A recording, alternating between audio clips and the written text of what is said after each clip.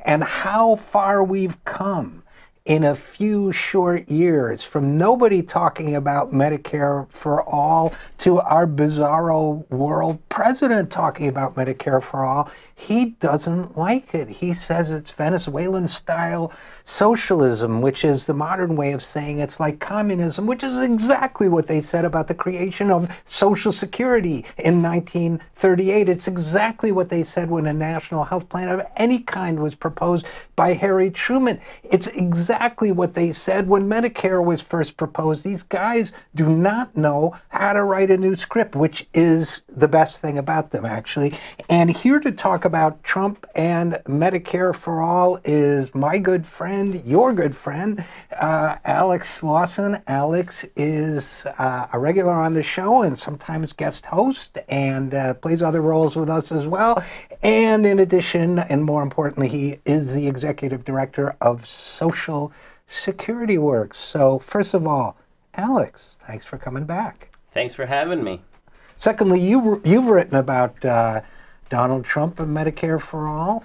Thoughts? So, I mean, first, just one thing on your opening. He used to support Medicare for all. Donald did. Remember? Oh yeah. I don't even think that's that long ago. But since he doesn't believe in anything and he's just this, play acting. Now his boss, McConnell, has obviously told him that this is the script. They need to retain the Senate, possibly not lose the House. This is from McConnell. And the way to do it is to scare older Americans and seniors that Democrats are somehow coming after their Medicare, which you do almost have to be proud of them for the gall it takes, right? I mean, they literally have spent 2 years trying to destroy Medicare. 2 years, vote after vote after vote. It's in his budget. But they're going to attack Democrats as being the ones who are against Medicare. And that's a great point. And here's a sign of victory. The only thing Trump could come up with to attack the idea of public health insurance was public health insurance. The only way, and he knows this, he's not stupid, and as you say, his boss, Mitch McConnell, is not stupid. The only way they can attack Medicare for all is by lying and claiming that it hurts Medicare. So the only defense they have against Medicare for all is another public program. Exactly. So, what I've been thinking about, and I've been thinking about writing about this too, is that what Trump did was he's using the same tactics that, I used to work in the health insurance industry, and I'm still trying. It'll probably take me 10 more lifetimes to work out that karma, but they're using the same techniques that health insurers use to make money, but they're using it politically. They're using division, and they're using confusion. Mm-hmm. They're trying to confuse people about what's available to them, and they're trying to pit one group against another, which is exactly the way the health insurance industry works, which is why nobody can understand their benefit plan. Mm-hmm. If you're working for an employer and they say you can have this plan or this plan or this plan, or even on the exchanges, it's very complicated. So they make it complicated, and then they try to pit a more profitable group against a less profitable group. And in a sense, that's what Trump is trying to do here, because in political terms, seniors are the most profitable group there is, especially in an off-year election. Yep. So what do you think? Because I have my own special word for seniors, for older Americans, which is always voters, because this really tells the exact story. Every single election, you're going to have seniors coming out and voting. And that's what this strategy is aimed at. And the Democrats don't do themselves any favor because they very rarely go after the senior vote. They don't actually get out in front of this hard enough. They don't say, look, seniors, right now, your Medicare does not cover vision. It doesn't cover hearing. It doesn't cover dental. You have high out-of-pocket costs. You got to get a supplemental coverage on your Medicare. Well, we have a bill that's going to fix all of that. We're going to have a bill that adds dental and vision and hearing and gets rid of the gap so that everything is covered, your care is going to get better and your costs are going to go down. It's called improved Medicare for all. And that's the truth. These bills make Medicare much better for people who are currently on Medicare. But I think, I just wish we saw that as a very strong and vocal response, that the first step of expanding Medicare to everyone is improving Medicare as is, because as is, people love it because it's so much better than the private health insurance.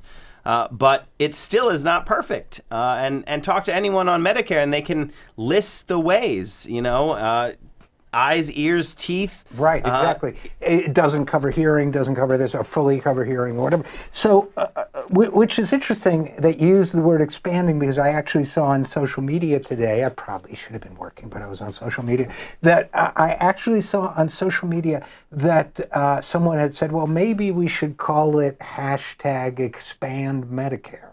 That it's just because that covers the new people that would be covered, the under 65s, and it also covers, they didn't go into all of this, but I was thinking, no, it's not a bad phrase, because it also covers what you just talked about, which is better benefits for people who are, because you're absolutely right. I think these always voters, these senior voters, they know exactly what the limitations to Medicare for all are. Now, I can get why some Democrats might not want to do that, because I don't think all Democrats are on board with Medicare for all, as you and I understand it. But for those that are, and for the other groups that are pushing this idea, why isn't that the theme? Yeah, so I think a couple things there. One is the current crop of candidates. I kind of want to make fun of the media a little bit, but I don't want to get too sidetracked. But if you listen to the elite media, they say Democrats need to talk about the issues. They're just talking about Trump. And I'm like, you have not gotten outside of Washington, D.C. or New York, because around the country, Social Security works. We have a PAC. The PAC's president is John Bowser Baumann, who's just a madman when it comes to his work. He's doing 55 in-person endorsement events. They're running on Medicare for all, from Nebraska to across the country, and they're not talking about any of, they're not talking about Trump. They're talking about kitchen table economic issues, and that's why the polling is showing that the House is looking good for the Democrats, because they are talking about the issues, and they are running on Medicare for all. And I think that this is a coordinated attack by Mitch McConnell to try to retain control, but also it is by AHIP and pharma and the moneyed interests behind our current system, which some people call a broken healthcare system, but I think it's working perfectly. It's just, it's not a healthcare system, right? It's working. What it does is steals our money. Right. It's a wealth transfer system. Yes. And it's such a misnomer to call it what we have now, a healthcare system. It's a health denial system. It's basically, it's inverse insurance. They're betting against you. And the House always wins. In a case like that, they have enough data to know that if you're going to be expensive next year, they can design a plan. It's like our mutual friend Diane Archer, who was on the show last week, always says, when did you look at health plan options, health insurance options? And it said, well, if you have cancer, this is the plan for you. They never do that. Instead, if you have a serious illness or a chronic illness, they want to discourage you. So we could go off on that. And the media side, I'll just say, I think you are right that the media talks about Trump all the time and then blames Democrats for talking about Trump all the time and not talking about kitchen table issues and how they're going to make lives better. And when a Democrat does talk about how they're going to make people's lives better, the media turns around and says, oh, that's not practical, which is A, wrong, and B, encouraging them to go back and talk about the subject nobody cares about. And by the way, when a Democrat does talk about Trump, it gets massive coverage, but relative to when they talk about the issues, because the media doesn't like to cover the issues. Especially the issues that their bosses, the insurance companies and the pharmaceutical companies, right? The corporate media has a very vested interest in this wealth transfer system that we call an insurance system, because they're part of it, right? They're the propaganda arm of it. So they're not going to tell the truth that Medicare for all is actually, and I do think we could do a better job too, truth tellers, like, we should make sure we use that extra word. It doesn't add that much. It's improved Medicare for all. Literally, the first step is improving Medicare. And then just to your point on expanding, we at Social Security Works, we've been pushing that for a while. That's how we talk about Social Security as well. And I think if you look at Bernie Sanders' bill, his improved Medicare for all bill, you see exactly that. It's for over 4 years. It expands Medicare. First, it improves it, day one. You add eyes, ears, teeth, you get rid of out-of-pocket costs for seniors.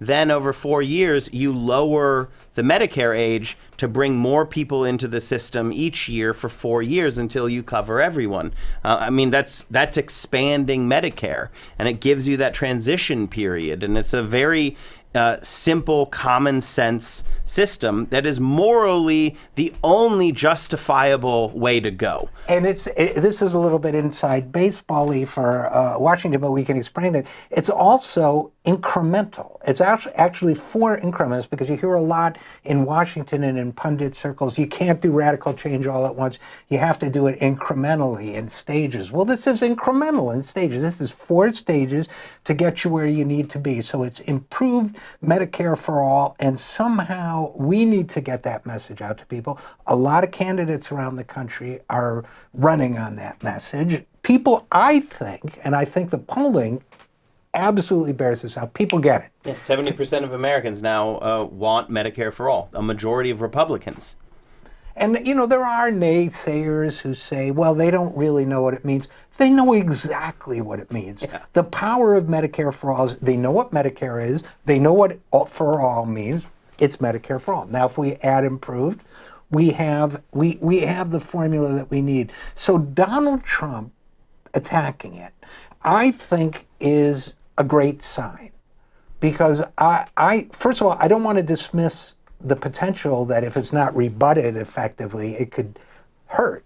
But I think the fact that that's what he chose to attack is really a good sign for those of us who are trying to make this happen, don't you? I think, yeah, they're scared. They're scared that they are losing on this. They're scared of that 70% number. And I do think, 2 things. I think that it's journalistic malfeasance from USA Today to just literally publish this like laundry list of lies that the president laid out, and just every single person who's staying in a hotel in America has access to that newspaper, and they published it. Even if you don't want it. Even if you don't want it, yeah. I was kind of making fun of it at the same time. Right. Gannett, they have it coming. They do. For this one they do. But they publish this. What you do is you put your little coffee packet in the little instant coffee maker in your hotel room, and then you open the door and USA Today is there.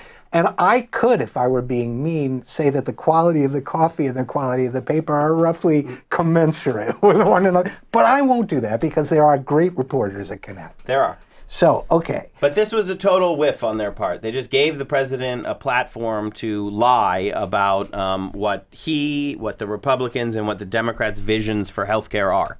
Because the Republicans are clearly they don't care about Medicare. They've spent 2 years trying to destroy it. They want to destroy any system in the healthcare system that is not private insurance. They want everyone to be at the profit centers for private insurance. That's their plan. Of course it's their plan. And once again, we're talking with Alex Lawson, Executive Director of Social Security Works. Now, here's an angle on this story, Alex, that I think you and maybe some other folks listening can appreciate, which is those of us who have been talking about Social Security for a while, for example, and writing about it for a while. Not the only issue, but it's one of them, where one of the most frustrating things about the discussion, and with Medicare as well, has been the media fact checkers. will just drive you nuts. And with their sort of eye-rolling rejection of actual truth and say, well, no, actually that's not the case because I went to a Peterson Foundation Fiscal Summit meeting and they said it wasn't true. It's been maddening for many years now. The amazing thing was I read several fact checks on the Trump op-ed and they got it right. By and large, they got it. I'm looking, for example, at NPR's. This is the kind of thing I don't think we would have seen even a year ago. This is NPR's, but I could have picked Washington Post or others. Number 2, cost of the plan. Trump claims that expanding the federal government's Medicare program would cost $32.6 trillion over a decade, but as Business Insider reports, that would actually be a discount compared with the nation's current health care bill. Well, I also reported that. Other people reported it. But that aside, the fact that they brought up that $2 trillion in savings, I don't know. I don't think you would have seen that a year ago. I don't think so either. And it is true. It saves money overall. It definitely does. But you'd be hard-pressed to come up with an alternative system to what we have right now that doesn't save money. I mean, our system is the most wasteful, illogical, inefficient system, and by design. That's how that's where they make their money from. So I think you're right on that. I also think that the money argument takes us away from the absolute certainty that the system we have right now is immoral, right? That people dying because they don't have access to health. They do have access. We have health care right here. We have it. They're not allowed. They're allowed to die. They're not allowed to have health care because somebody has valued them as not worth it. We have people whose job it is to go through and actually determine whether or not you deserve to live based on how much money you make some private company. This is an immoral system. That's the key. Once we destroy this immoral system, we could, like the Bernie Sanders improved Medicare for all bill is fantastic. It is well thought out, well designed.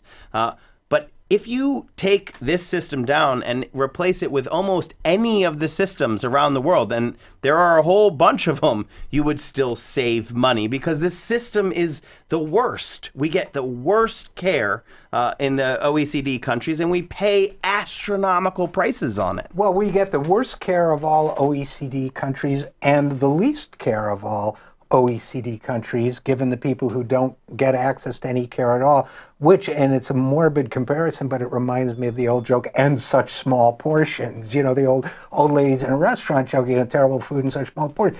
But it's true, and I think that I'm so glad you brought up the moral question, because it was great when, and I wrote an op-ed for the LA Times about it, and you guys were involved in it, a lot of us were all over it. It was great when the right-wing Koch brothers funded Mercatus Center did a study, and that study inadvertently revealed that Americans might save $2 trillion over a 10-year period by getting this program. And a lot of us celebrated the fact that it was kind of a self-own on the right's part. Which we should. Because first of all, mockery and humiliation is what they deserve. And Matt Bruenig did an amazing job finding that and being like, ha ha ha, you self-owned. Right. On the other hand, and I know in my op-ed I tried to hit the moral question too, what if it would cost $2 trillion more? Would you say no? No, of course not, because this is a moral question. We don't want Americans dying for a profit motive when we are, as Bernie always likes to say, and others say, the wealthiest nation in the history of the world.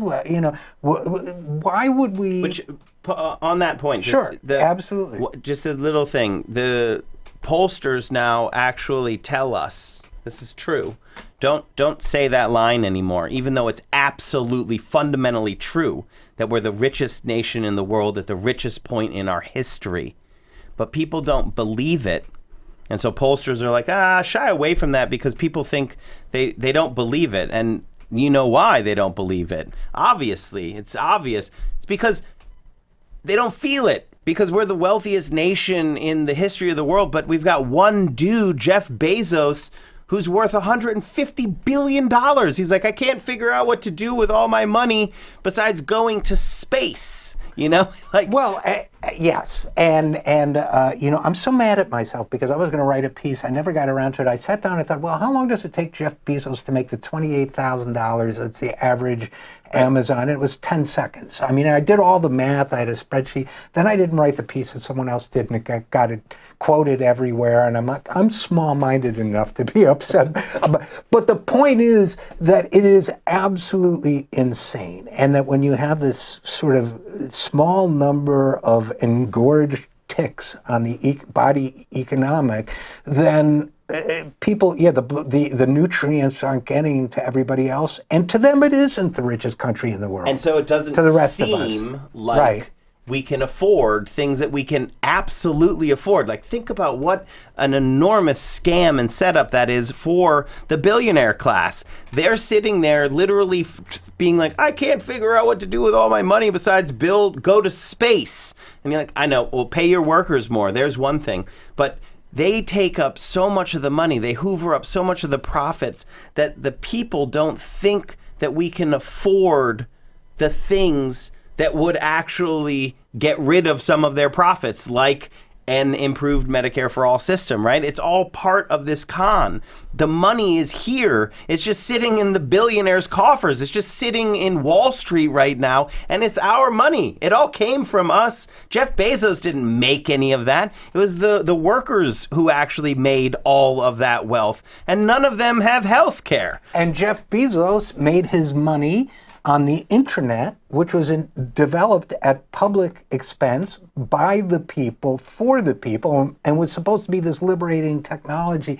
that would bring us all together, and has become a digital wealth extraction machine. Elon Musk recently gave $480,000 for the children of Flint, Michigan, and somebody did the math and figured out it was, I can't remember if it was the equivalent of 28 cents for the average American, or $1.28. I mean, people have no idea the insane amount of wealth that these people are grabbing up, and of course they want it that way. They do the polls, and Americans, by and large, whenever these polls are taken, are wildly off about how unequal the distribution of wealth in our society is. People just don't get it. So when someone comes back and says, well, I'm not sure we can afford that, Alex. That's a nice idea, not letting people die in the street like we were some, debauched sidewater of some 19th century corrupt colonial imperium.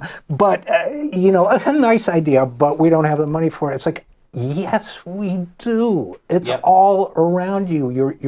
You're swimming in it right now. Which is why I think it's so key that we do stick with the moral argument, with the justice argument, with the what is right. It's not right. It's not just that people don't have health care, that we're the only country, like there are some, but in the OECD, we're the only country where Breaking Bad as a premise makes any sense at all, right? In every other country, the teacher gets a diagnosis of lung cancer and he gets treated for that, right? That's like, that would be a different sort of show. But in America, it kicks off, he then becomes a meth dealer and a mass murderer, and all because we don't have anything approximating a health care system. And it's morally repugnant. And we should recognize that every day we should recognize that people not being able to afford the prescription drugs that they need, we paid to develop those drugs. It was based on our tax dollars.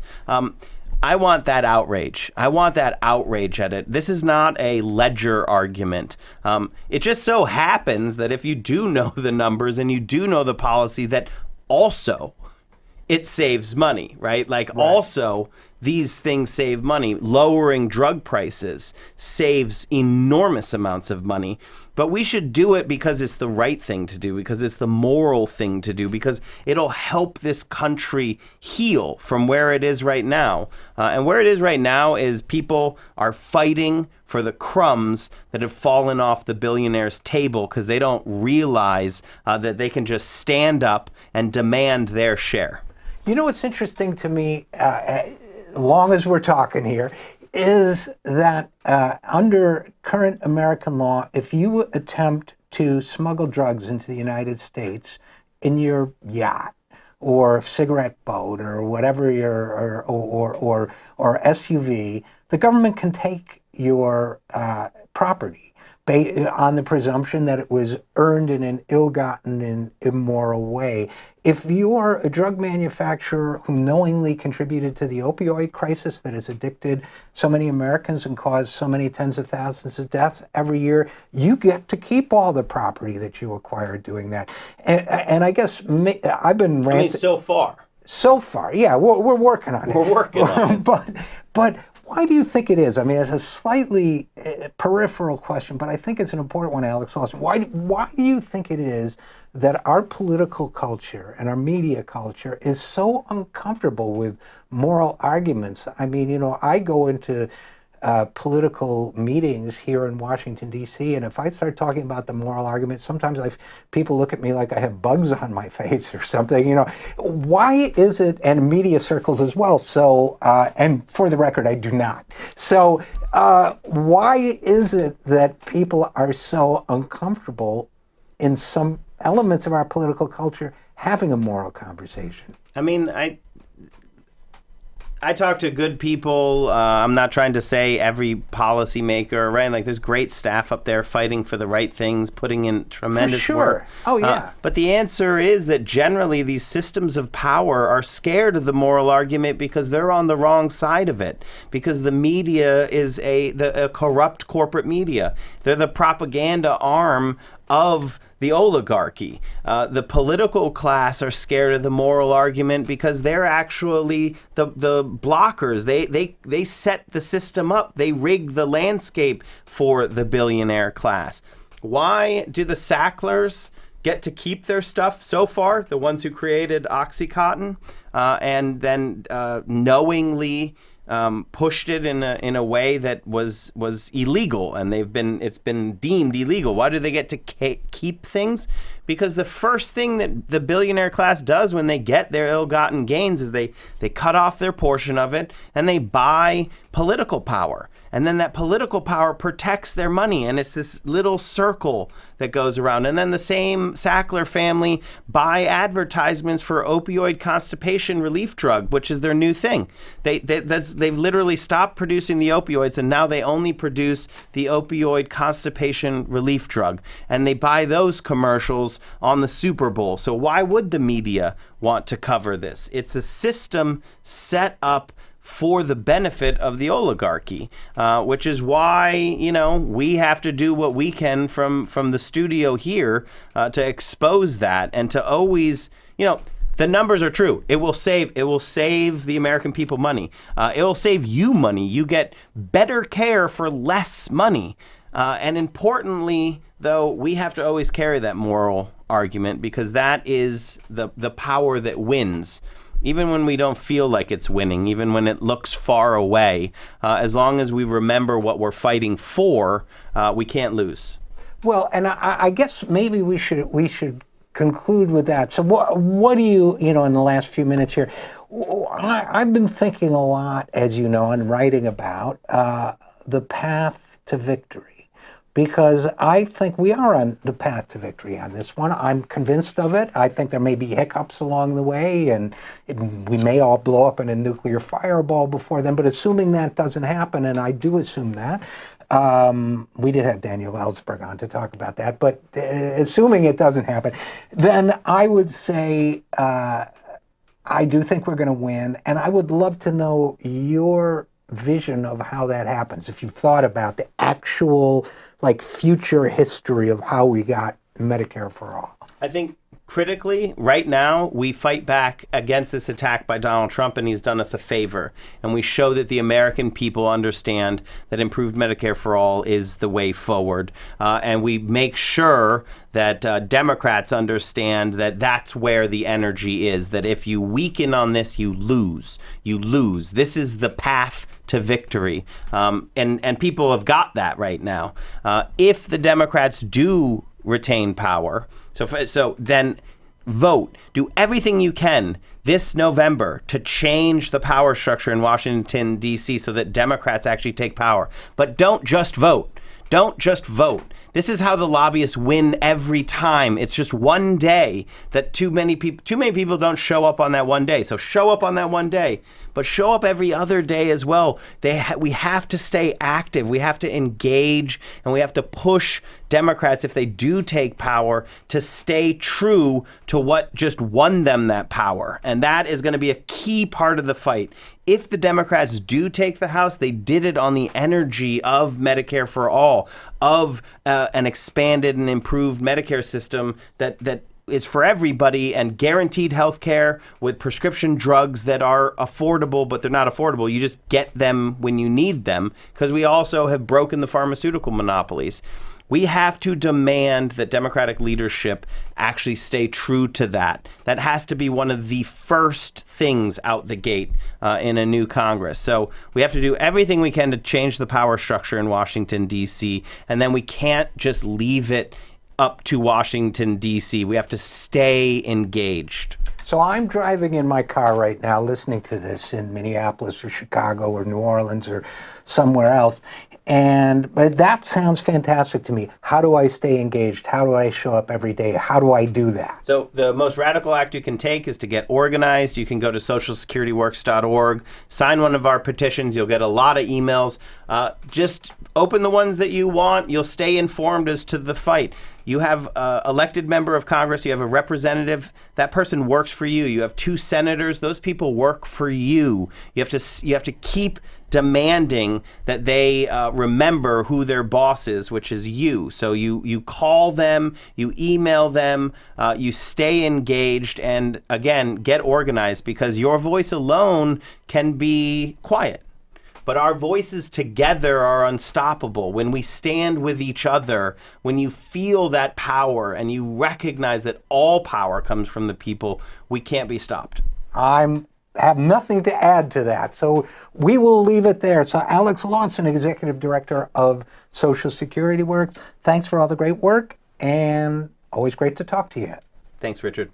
And we will be right back after this. I'm Richard RJ Eskow, and while we take this very brief break, go call your senator or congressman.